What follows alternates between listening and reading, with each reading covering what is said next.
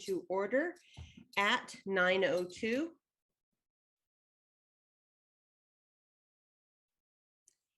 And if we can begin with introductions of our superintendents and board members. CJ, would you mind beginning? My pleasure. CJ Kimmick, Superintendent, Fremont Unified School District.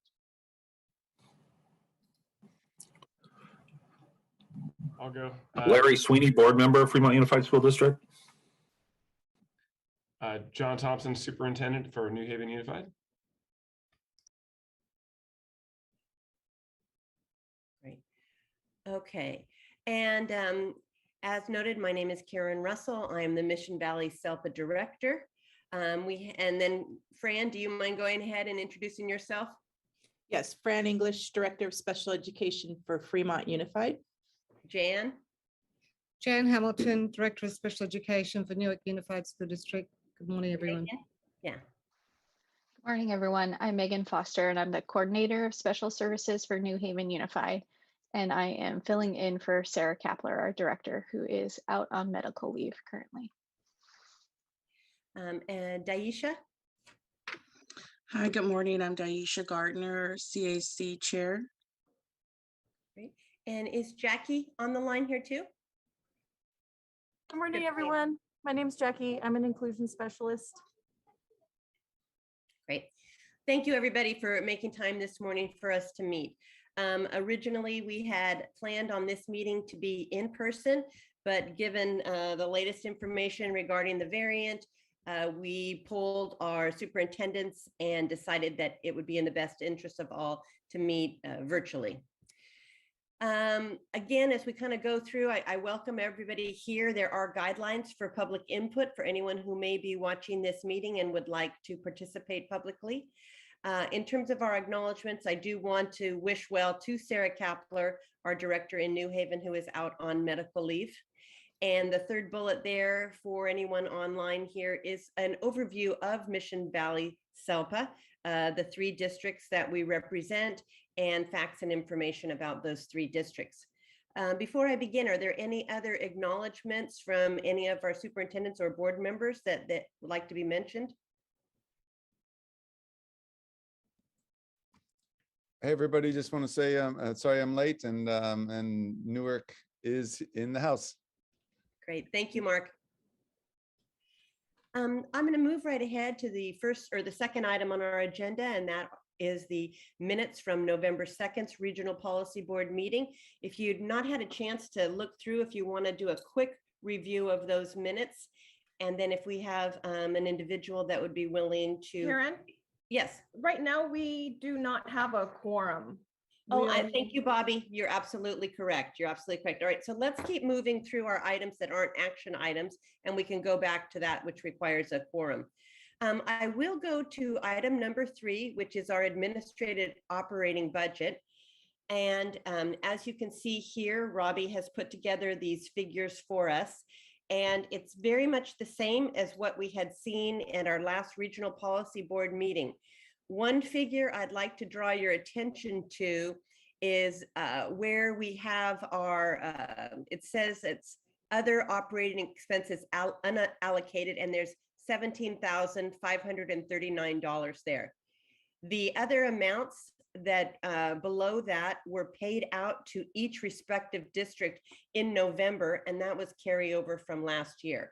So as we move forward, just kind of keep that in mind, that we do have that 17,000 that's currently unallocated.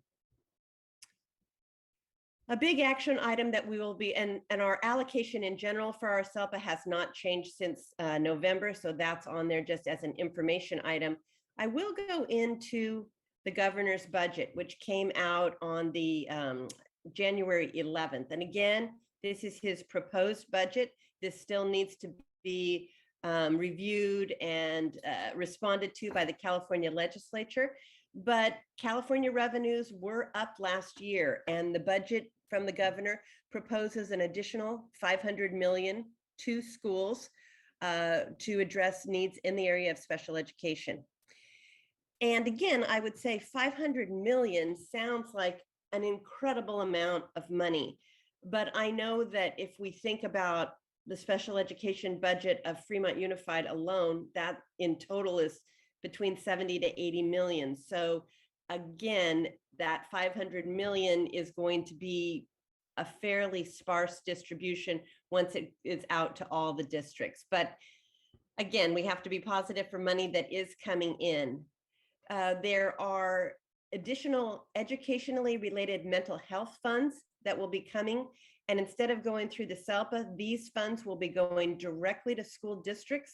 And another positive thing about these funds is there's more latitude in how they can be spent.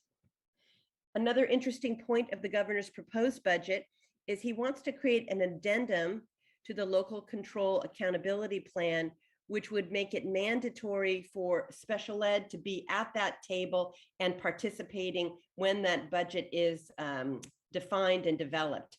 And so parents of children with disabilities are going to have a real significant role in that process. As we talked about at the last regional policy board meeting, there is a statewide effort to develop a statewide template for IEPs. They're also working on creating an alternative diploma for students with disabilities to demonstrate their completion of the state graduation requirements. And lastly, we are seeing a cost of living adjustment increase of 295 million out of the general fund that would go directly to special education. On here are some other kinds of notes related to general fund changes that can tangentially affect special education. So I'll go back to the agenda. Action or item number 5 is an action item that we will need to discuss when we have the quorum, because we have an issue, and we'll go into detail when we have our quorum. Both our 2 districts, New Haven and Fremont, are in the process of moving forward with their coordinated early intervention services plans.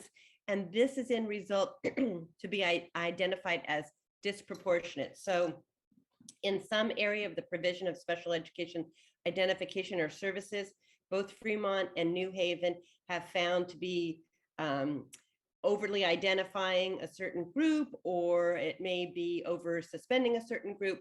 So both Fremont and New Haven have plans in place with specific dollars attached to those plans for which they need to give the state updates quarterly.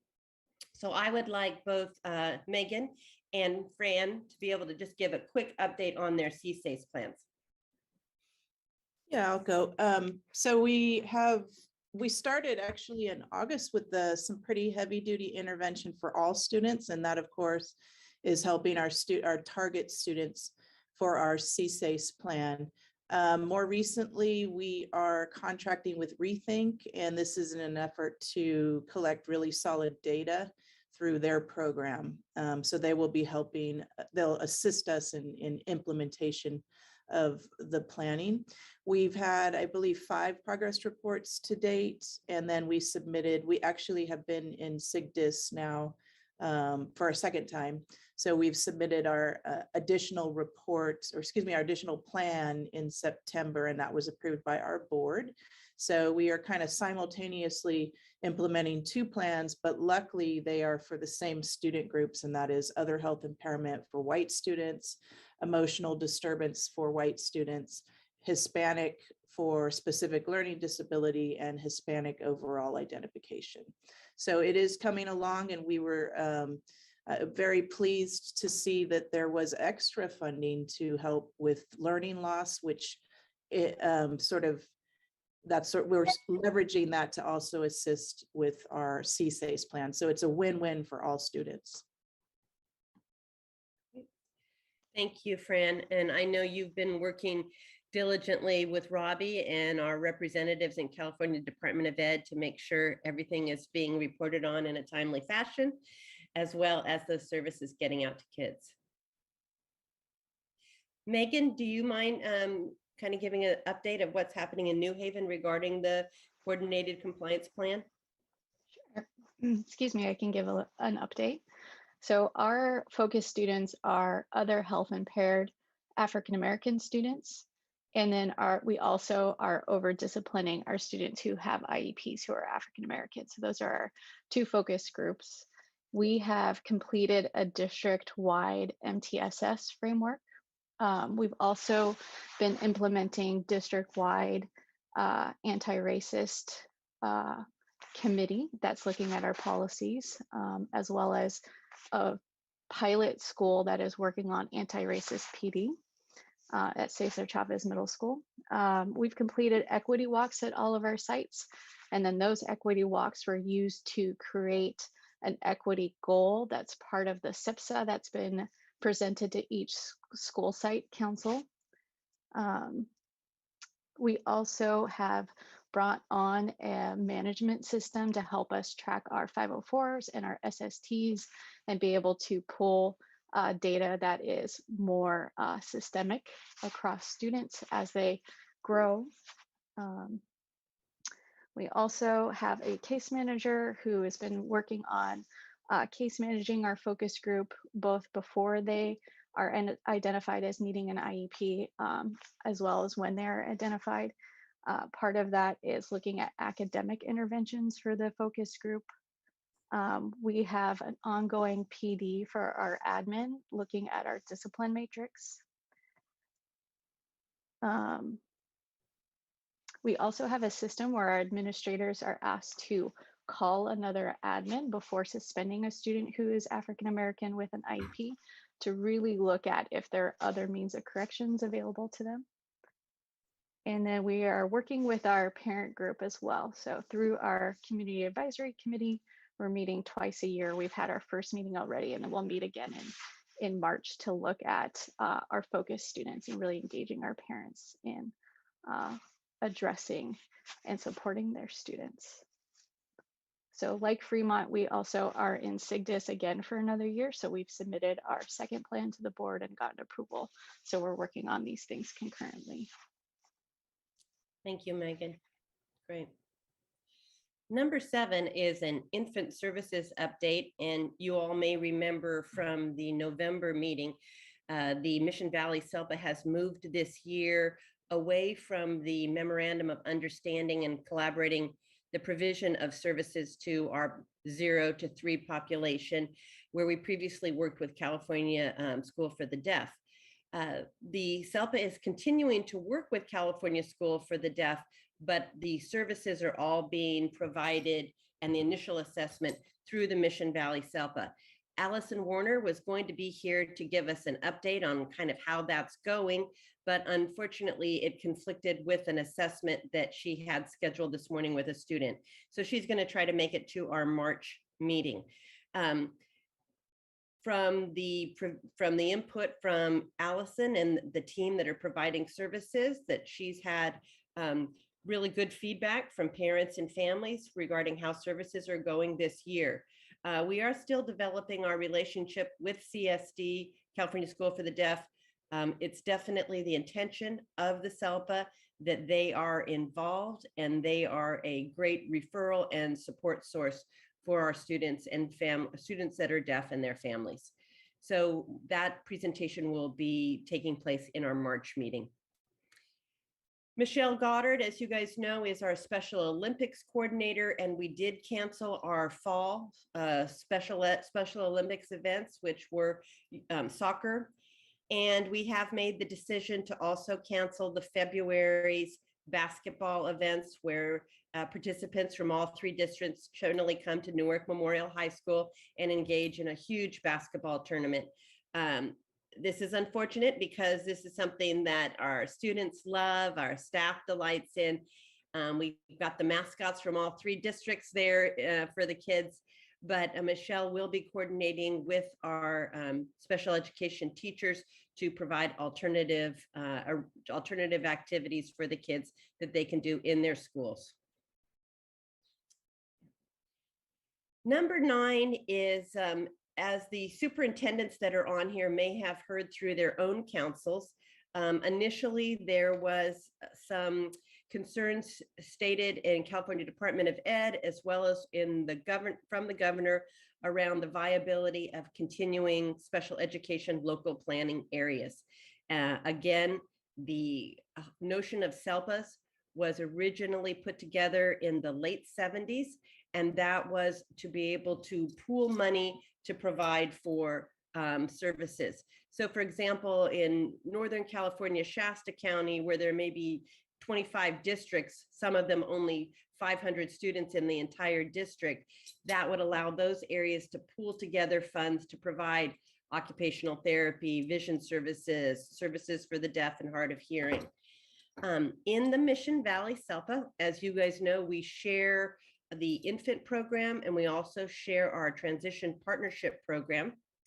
In previous decades, we had shared other special day classes, particularly a program for students with emotional disturbance. But in the more recent future, it had been the prerogative that each district would administer its own programs. Fremont, or the Mission Valley SELPA, also has a pretty straight flow through of funds that the SELPA receives going directly to the districts. In this accountability document that's listed on page 9, it goes into a little bit more history of the SELPA, what SELPAs have done. And I'd say probably one of the greatest accomplishments the SELPAs have done in most recent years is advocacy with the state legislature regarding funding. And that has, in the most recent years, resulted in some gains, certainly for special education. I encourage anyone who has the time to go ahead and look at this. I'd pitch this back to our superintendents. Have you guys heard anything in your other regional meetings regarding wanting to kind of restructure or relook at SELPAs and how they're formed? Karen, this is CJ in Fremont Unified. I haven't heard any information on this other than what was summarized in the initial access summary of the governor's budget proposal.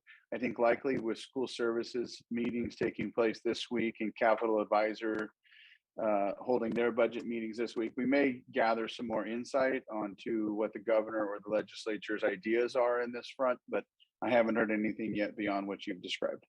Perfect. And then, so this would be another resource document to give more background into how SELPA started, what they have done, and what they are currently doing, and what they would like to look for in the future. As everyone who's on this call or the Zoom meeting knows right now, there are so many different kinds of agencies involved in providing services to students. They're the local education agencies, we have our county offices of ed, we have a California Department of Ed, and then we have SELPAs. So I believe that this focus right now is how, again, do we streamline systems so that we're all talking together, so that maybe that we can have fewer systems and providing the same services. And so again, that's giving you guys some background on that. Our CAC is in better shape than it's ever been. Number 10, you can see the newsletters that Andrea Chamberlain has been writing for us. The January newsletter should be coming out later this week. It's been a pleasure to work with all of our current members, and I'm going to ask Daisha Gardner, our current chairperson, if she might mind saying a few words on our work from our CAC. Yes, hi, good morning, everyone. I've been with the CAC for a couple of months now, and so I'm still fairly new and learning a lot from Karen and Andrea and Kanika, and I am excited to announce that that the CAC has been invited to the Human Relations Commission meeting for February to introduce the CAC's mission, our shared program goals, our services, special events, workshops, and resources. It is our hope that this meeting will be able to increase public awareness, engagement, which in turn we hope will encourage membership and membership involvement, attract guest speakers, and much more participation, and many other different events that we're thinking of planning in the future when Omicron just goes away and disappears, hopefully. So, so thank you for having me here. It's a pleasure. Thank you, Daisha. Yeah. I really appreciate the efforts of our CAC members in supporting the events that we already have set for this year, for working with us to do needs assessments within our community to find out what our special ed families would like in terms of parent ed and advocacy. And then lastly, definitely working on creating more outreach in our greater community and recognition as to what is the SELPA. And as we kind of move through our agenda here, you can see the future regional policy board dates listed, as well as our special ed director meetings and our CAC meetings. We just in January completed Understanding Dyslexia, and we had Dr. Kathy Futterman from Cal State East Bay. And she has also been chosen by Governor Newsom to head up the California Dyslexia Initiative. She did a fabulous presentation to our parents on understanding dyslexia and how parents can partner with the school districts to address students' reading needs. She also had offered to provide some training to staff, and so that offer has been made aware to our directors. So hopefully, when the time allows, that we'll be able to access her expertise in that area as well.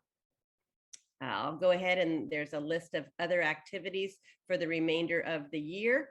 Hopefully those are all on your calendars as we speak. At this point, I'll check in with Bobby. We still don't have the quorum yet. Is that correct? Yes, that's correct. I have reached out to the New Haven Special Services Secretary. She's contacting the superintendent's office to reach out to that member. And I sent emails myself as well, but have not heard back yet from anyone. Thank you, Bobby. Let's do this. And I'd like for the directors, if they could give the general district updates, and then we will review the action items.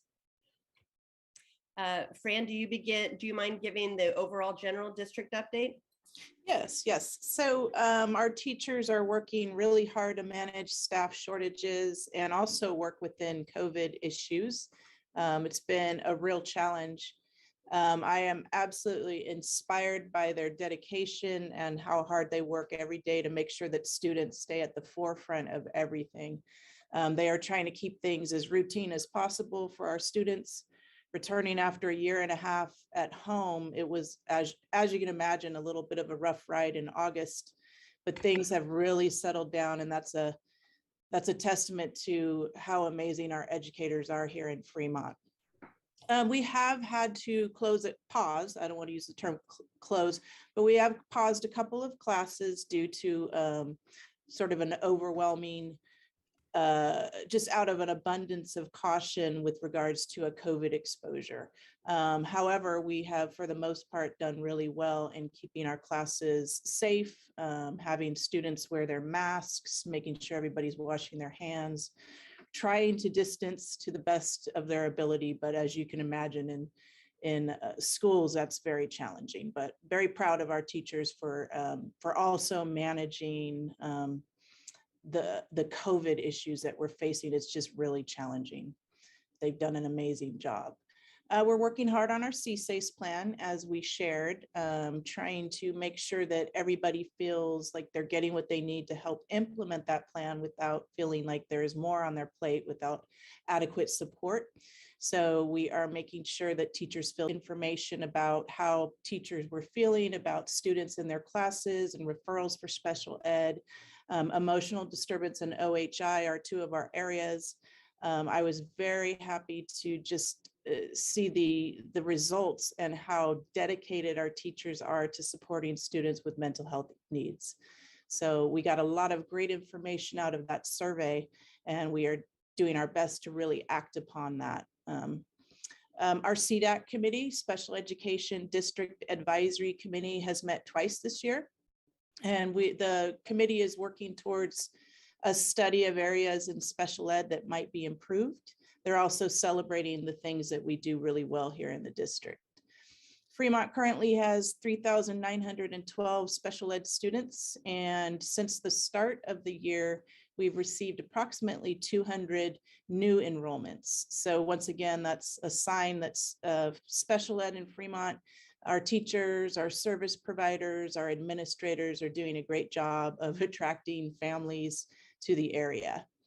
And just finally, some of our program specialists and Karen, I believe, yeah, Karen went to our AXA conference last week. Every student counts. The state conference, they felt like the topics were very, very timely, and they really enjoyed their time there in person. So that's a sign maybe that we are turning the corner in our pandemic. And that's about it. Thank you, Fran. Dr. Hamilton? Yeah, thank you, everyone. Echoing a little bit of what Fran said, our resilience and our dedication to our students is very evident when you go through schools in Newark Unified School District. I've actually subbed the last couple of weeks in a mild mod class and also in a mod severe class. And it was enjoyable actually to be back in the classroom and students being so compliant with their masks and following protocols, etc. So that's very enlightening. And I believe that, the dedication of our educators at this time has really been outstanding and paramount to the success of students. As regards to some of the initiatives for Newark Unified School District, we are partnering with Santa Clara County Office of Education Inclusion Collaborative, and we're planning on opening up a preschool, which will also be sort of, once again, inclusive with our general education program of Candango, and planning is underway for that. We're also working on our special education plan to the best of our ability. We have actions and monitoring. And thankfully, we have a program specialist that was onboarded last week after 12 months of the vacancy there. So that's exciting news for as well. In regards to students and assessments, and we are seeing an uptick on the number of referrals, particularly in the preschool. Pacific learning disability is always an area that's we're seeing a lot more referrals. We do have our school psychologists this year working with Dr. Natasha Lomas on patterns of strengths and weaknesses, which is a more holistic look of how we assess students for eligibility for special education. So that's very exciting, and they're very excited to be part of that as well. Finally, we've had, quite a bit of social emotional learning. Mental health support was really needed this year. We did onboard an additional school counsellor for our special education students, which is greatly needed, along with some behaviours that we've seen when students have acclimated back to school after being in distance learning, which is very much understandable.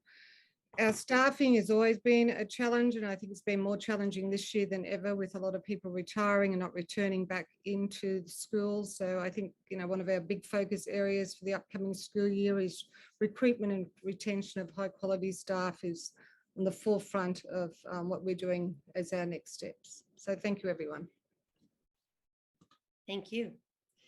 Megan, do you mind giving us an update for New Haven?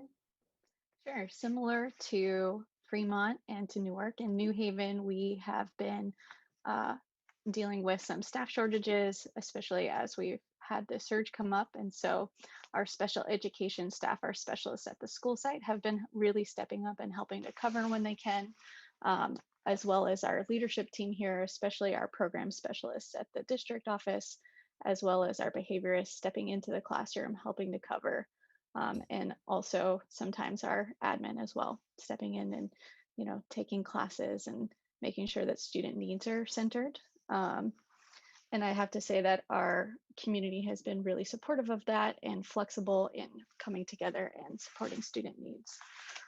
In that line, our consultation part of the specialist job has really been a focus this year, as students have been out for the last year and a half and haven't had socialization. That consultation piece of our specialists has really helped at our school site. So both for students with IEPs and then being thought partners with our general ed teachers to meet student needs, I think has really been a focus for us this year.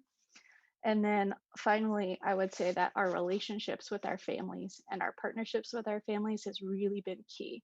Being able to keep that at the center and really working with our families to be creative and flexible as we are addressing student needs, as they have been a little bit different this year than they have in the past. So Thank you, that's my Megan. update. You know, and it's interesting that, sometimes given all the pivoting that we've had to do, and that might have resulted in more kind of frustration and alienation. But I think that when we, have a lot of transparency, a lot of communication, that, that we're very clear in our efforts to support and provide, that really, again, helps with the relationship. So that's wonderful to hear. Yeah. These are many of the things that were echoed in the AXA conference that just took place. Staff shortages abound throughout the state.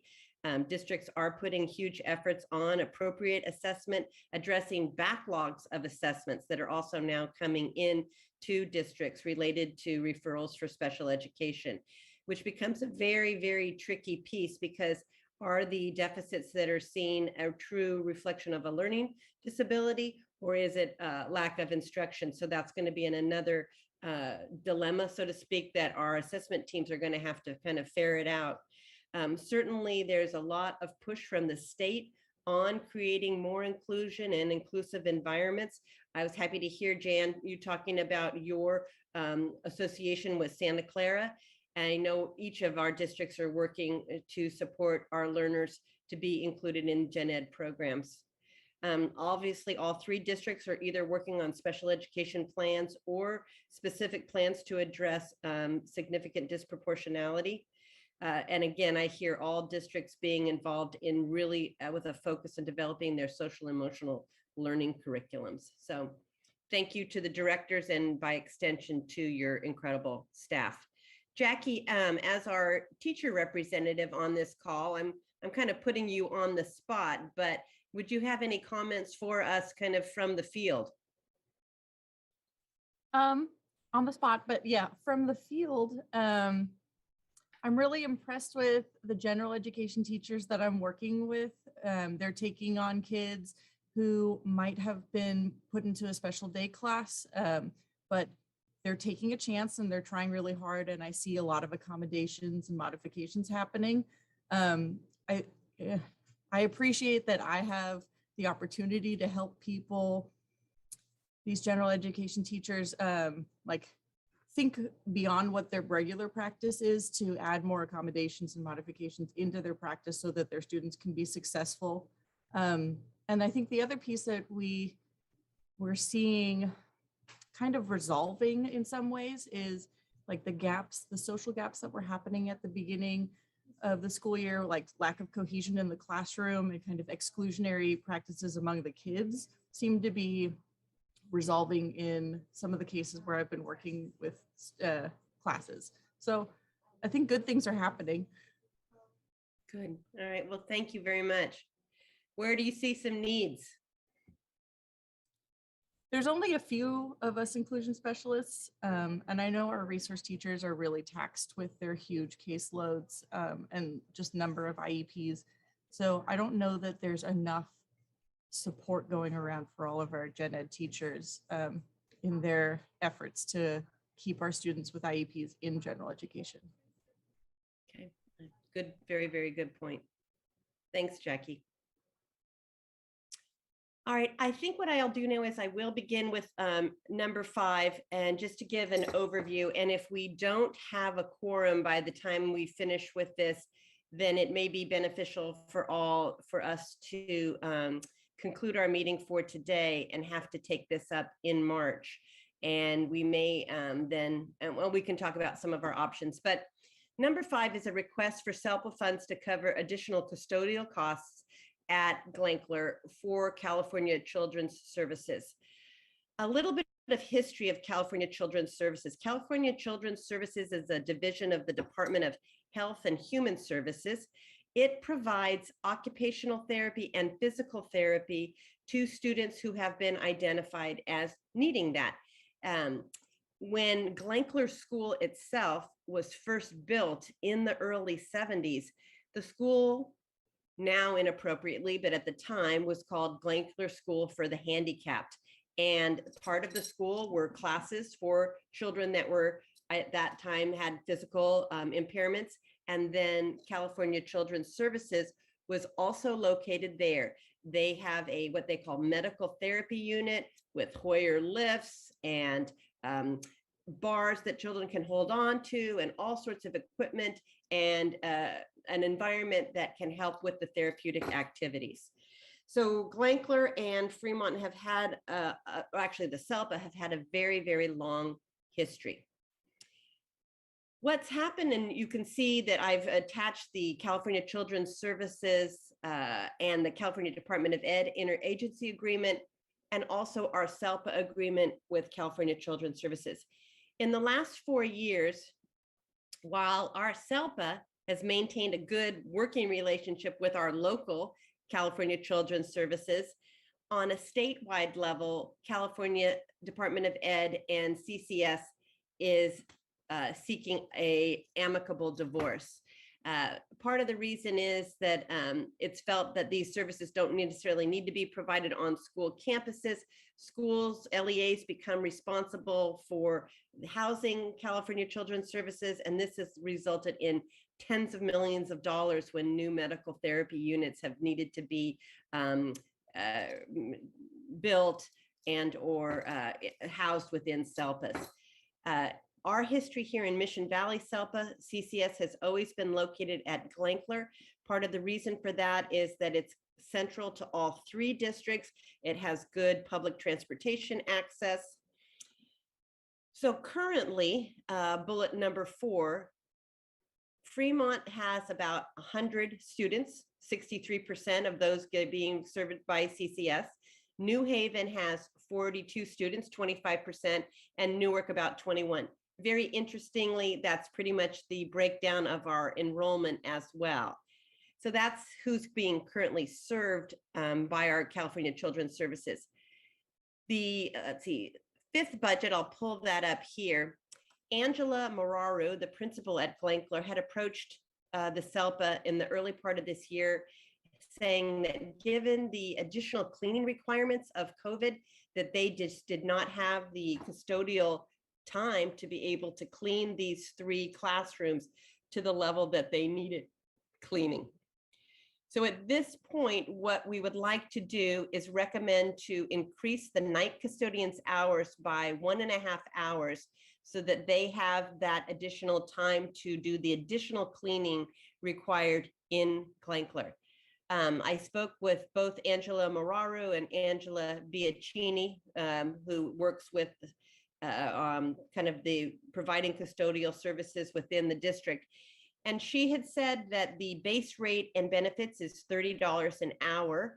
CCS provides services year round. At this point, they're only providing services 4 days a week, but if they were 5 days a week, times 1.5 hours, times that base rate of 30, we'd be looking at an allocation of $10,350. At this point, we're only looking at it for half the year. So again, we'd be looking at half that amount. And then what I would want to do is in June, come back again and reevaluate what their custodial needs are. At this point, as I drew attention to in our budget, we do currently have $17,300 unallocated. So if we were to agree on covering those additional custodial costs from now until June, we would have the money to cover that. Is there any discussion?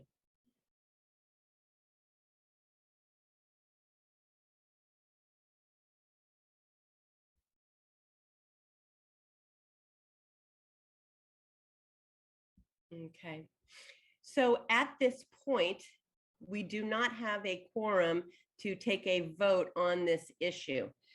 Any other questions from our board members or superintendents?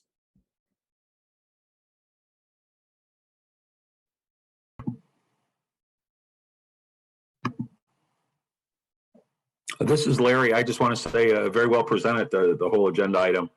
Makes it clear what we're trying to do and why we have the need. And I'm positive that if another board member was here, this would pass and we'd be able to move forward. Yeah, I think so too, Larry. And I appreciate that comment. It's interesting, when I started doing some of the research, Ben Hintergard was the principal at Glankler in 1977, and he was working with the fire departments and Rotary. The plan was to also have a pool in the back for therapy with the kids. But at that point, that never was funded.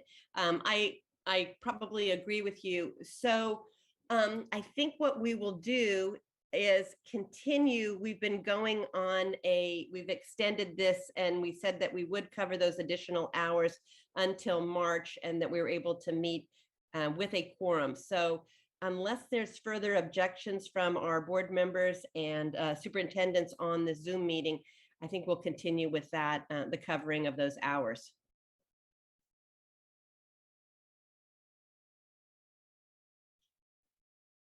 Okay. I checked our public input, and at this point, we do not have any additional public input for this meeting. Do we have any other items from the board?